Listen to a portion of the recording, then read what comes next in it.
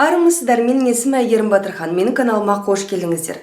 Бүгін біз тұрғын үй құрылыс жинақ банкі жайындағы әңгімемізді ары қарай жалғастырамыз. Жалпы тұрғын үй құрылыс жинақ банкінен шотты қалай ашуға болады? Ол банк арқылы қалай пәтерді рәсімдеуге болады? Және де сол банктегі депозитіңізді қалай шешіп алуға болады, немесе оны қалай сатуға болады. Осы және өзге де сұрақтардың жауабын маманнан сұраймыз. Егер де қызық болып жатса, сызып жазып отырыңыздар және лайк басуды ұмытпаңыздар. Егер де белгілі бір кәсіпорын дейік, жаңағы бюджеттік жаңа айттыңыз ғой, бәріне үй береміз деп. Ол кісінің жалақысы 100 000 теңге болсын. Жолдасыныкі жарайды 200 000 теңге дейік. Өзінікі ғана 100 000 теңге жалақысы. Ол сізге келіп жаңағы пәтер ала ма? Қандай қараңыз, ол біріншіден біз ай сайынғы төлемін есептейміз. Ол кісінің жалақысы біздегі банктегі ай сайынғы төлемін жабалатын болу керек. Жаңағы мысалы қараңыз.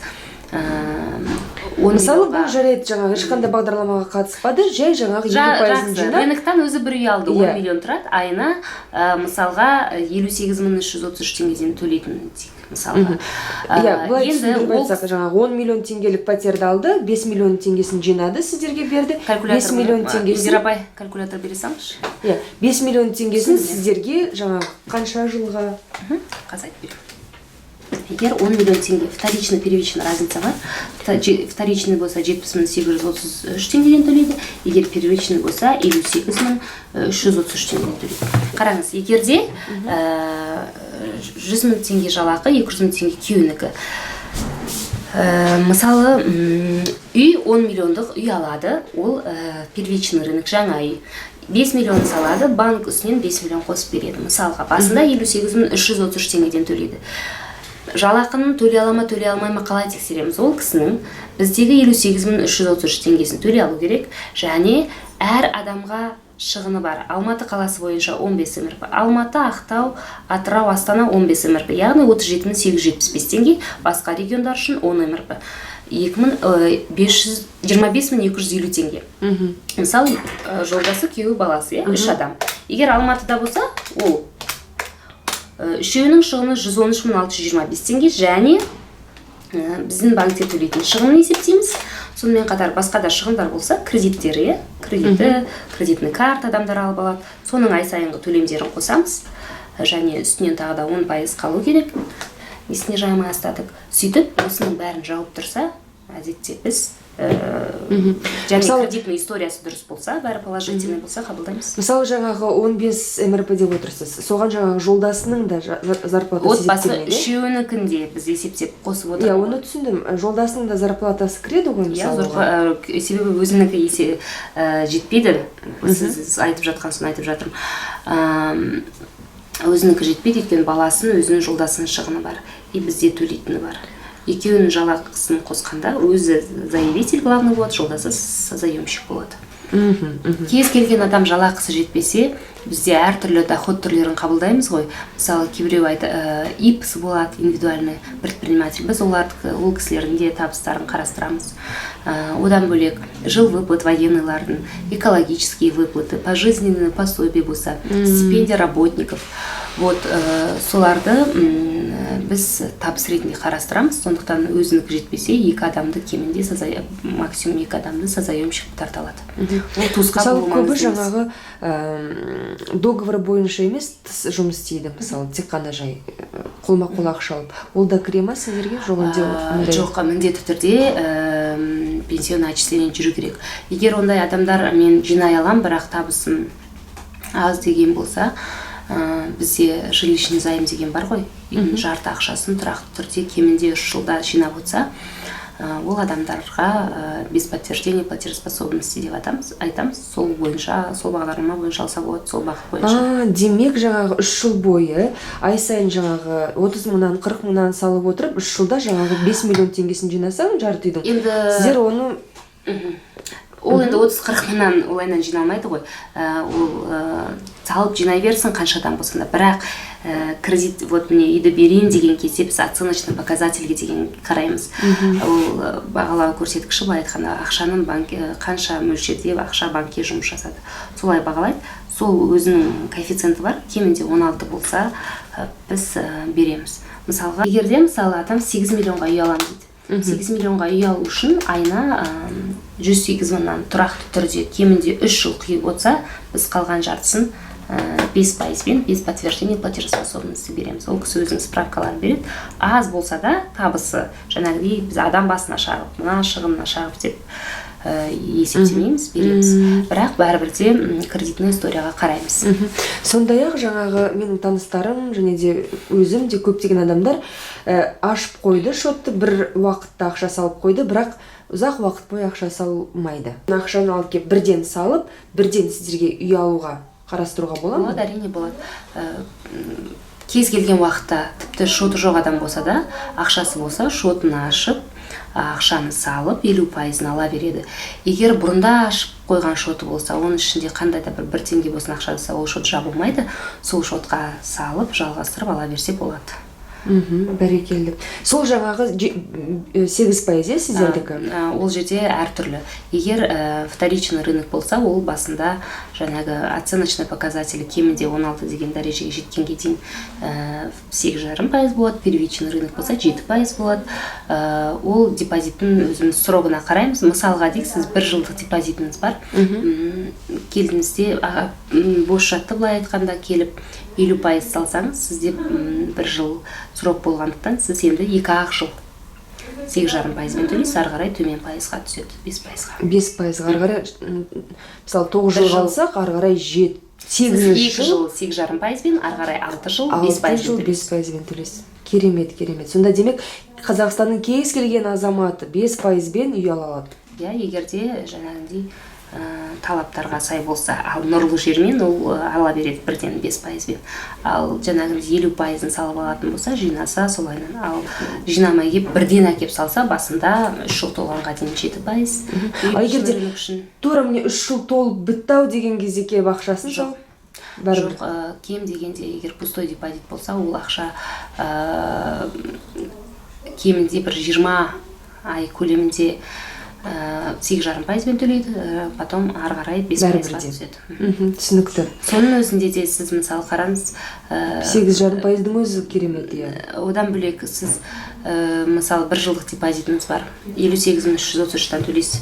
Егер де сіз қараңыз 1 жыл ашықтыңыз, соның өзінде сіз 699,996 теңге экономдайсыз.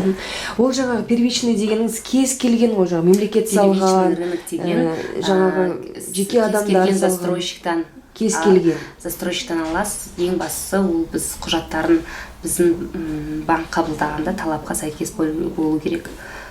Қандай талаптар болады мысалы? Документі дұрыс, жоқ.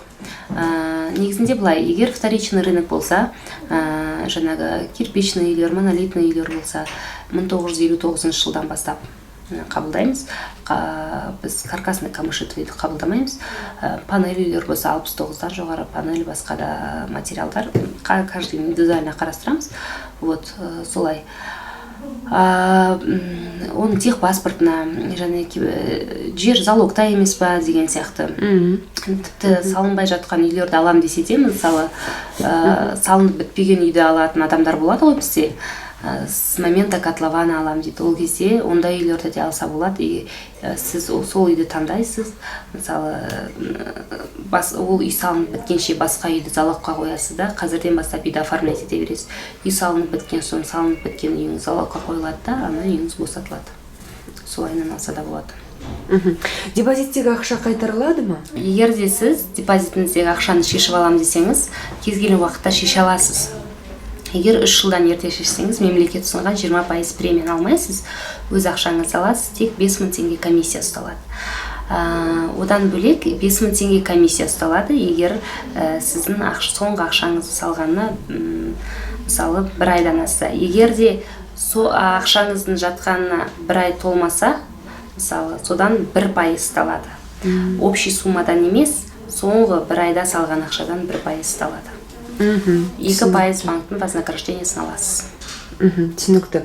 Жинақтаушы қаза болса, оның депозиті кімге ауысады? Егер салымшы қаза болған жағдайда, егер ол депозит болса, ол бізге айтады, осылай қайтыс болды деп. Біз ол кезде біз ештеңе істемейміз, пайыз бәрі жүре береді. Бірақ олар нотариусқа барады, нотариустан бізге арнайы справкамен келеді. Свидетельство о праве наследства деген. Ол 6 айда дайын болады әлбетте. Содан кейін сол мен келгенде ол жерде бәрі көрсетіледі ғой нотариуста, справкамен келгенде. Кім мұрагер, кімге беріледі деген сияқты. Біреу болса сол адамның атына ауыстырамыз, бірнеше адам болса сонша адамға депозитін бөліп береміз. Ал егер де кредит болса, олар бізге сол кредитті нақты түрде бізге свидетельство о смерти алып келу керек, қайтыс болды деген қағазды анықтама. Соған қарап біз жаңағы справка о праве наследства деген дайын болғанға дейін біз пайызды тоқтатамыз. Содан кейін әдетте ол кезде бір-ақ адам болады, сол адамның атына көшеді зайым. Депозитті сатуға бола ма? Жаңа сіз айтып қалдыңыз. Депозитті,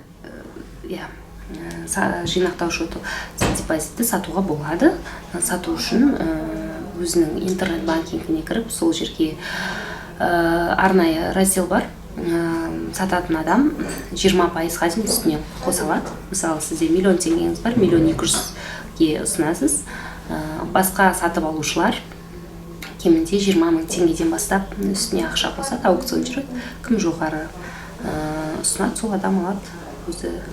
Демек, кез келген адам өзінің жаңа депозитін сата алады. Енді ең басты сұрақ, жалпы қандай документтер керек сіздерге?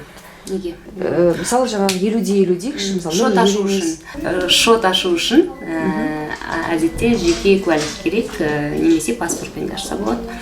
Вид на жительствомен ашады. Балаға ашатын болса туу туралы куәлік және ата-анасын біреуінің жеке куәлік керек, немесе доверенностьпен ашатын адамдар.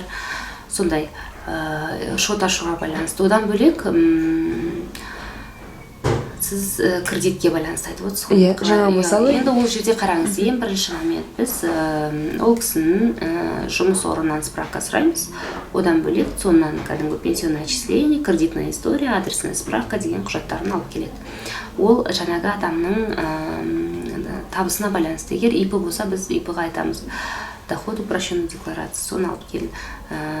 Қарыз жоқ деген справка алып кел. Егер ол ИП бір жерде қандай да бір аренда жасап жатса, арендаға байланысты құжатын алып кел деп. Өйткені ИП-лардың табысын қарастырғанда, оның арендасы да бізде шығын болып есептеледі. Пенсионерлердің табысын қалғанда сол пенсияға байланысты, өзінің пенсия алатын справкасына байланысты, содан кейін жаңағы ГЦВП-дан справка алып келеді.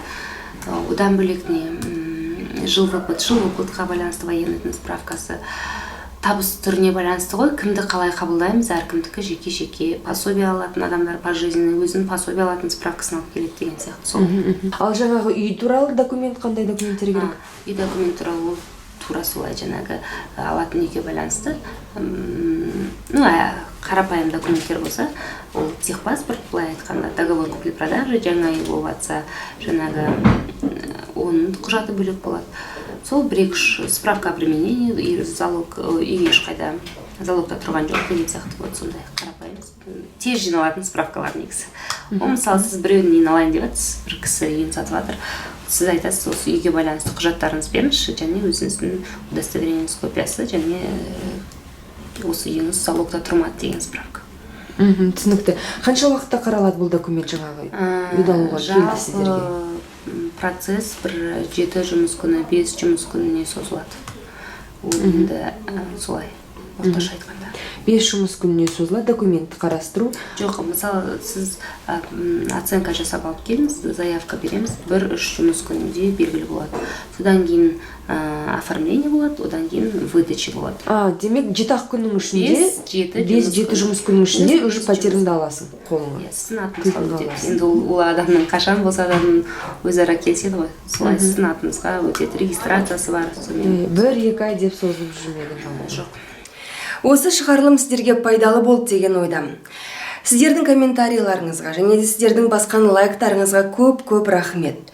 Егер де сіздерді толғандырып жүрген басқа да бір сұрақтар болса, жазыңыздар комментарийға. Мен сол сұрақтарға жауап іздеуге тырысамын. Тағы да айтпағым, келесі біздің шығарылым зейнетақы тақырыбына арналады. Мен ойымша өзекті тақырыптардың бірі, сондықтан да жіберіп алмауға тырысыңыздар. Сау болыңыздар. Сіздерге көп рахмет.